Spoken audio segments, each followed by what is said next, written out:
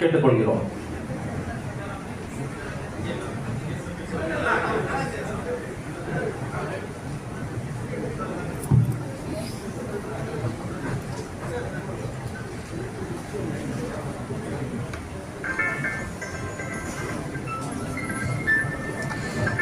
Madras high court association சார்பாக என்னை அழைத்து உங்கள் அனைவருக்கும் நன்றியை தெரிவித்துக் கொள்கிறேன்.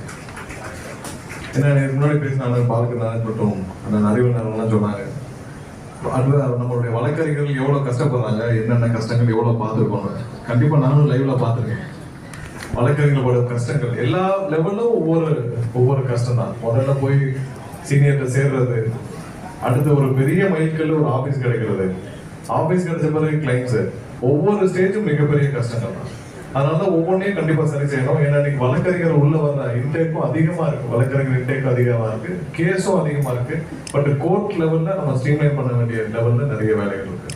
அதெல்லாம் வந்து ஆபீஸ் வந்து முதல் நாள்ல இருந்து நிறைய விஷயங்களை போயிருக்கணும். அதுல சென்னையில இருக்கிற வழக்கறிஞர் அனைவரும் பெரிய கஷ்டம் என்னன்னா, நிறைய நீதிமன்றங்கள் அங்கங்கே இருக்கு. ஸோ இதெல்லாம் ஒருங்கிணைச்சு நீதிமன்றம் அமைக்கலாம்னு சொல்லி பழைய பயிர் எடுத்தப்போ என்ன முக்கியமான விஷயம் சொல்லிடணும்னு பார்த்தேன்.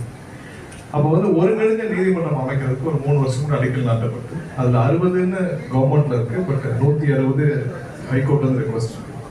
ஸோ உடனடியாக அதை உயிர்ப்பித்தால், அதை கொண்டு வந்தால் இங்க இருக்கிற நிறைய வழக்கறிஞர்களுக்கு முதல்ல ஆபீஸ் கிடைக்கும், அவங்களுக்கான கேஸ் கிடைக்கும், திரும்ப இதை சரி பண்ணி கொண்டு வரலாம்னு சொல்லிட்டு முதலமைச்சரிடம் நான் கேட்டவுடன் அதற்கான உடனடியாக ஒப்புதலை கொடுத்து ஆல்ரெடி நம்ம வந்து ஹைகோர்ட் சீஃப் ஜஸ்டிஸ்க்கும் அந்த மெசேஜை பாஸ் பண்ணிட்டோம். இந்த வருடத்தில் கண்டிப்பாக ஒருங்கிணைஞ்ச நீதிமன்றம் 160 கோர்ட்டுக்கு மேலேயாவது இங்க கொண்டு வரதுக்கான வழி இருப்பாங்க.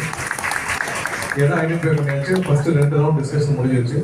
ஏன்னா கண்டிப்பா ஒரு இவ்வளவு 160 கோர்ட்டு எல்லா இடத்துலையும் ஸ்ப்ரெட் அவுட்டா இருக்கிறது எல்லாருக்கும் பெரிய கஷ்டம். ஏன்னா வழக்கறிஞர் ஒவ்வொரு நாளும் கஷ்டம். கொரோனா காலத்துல எவ்வளவு கஷ்டப்பட்டாங்கன்னு நினைக்கிறீங்க? வழக்கறிஞர்கள் ஒவ்வொரு நாளும் கொரோனா காலத்துல அவ்வளவு கஷ்டப்பட்டாங்க. அது இல்லாமல் இன்னைக்கு புதுசா வர வழக்கறிஞர் 15 வருஷமா அவங்களுக்கு செட்டில் ஆகிறதுக்கே 15 வருஷம் ஆகுது.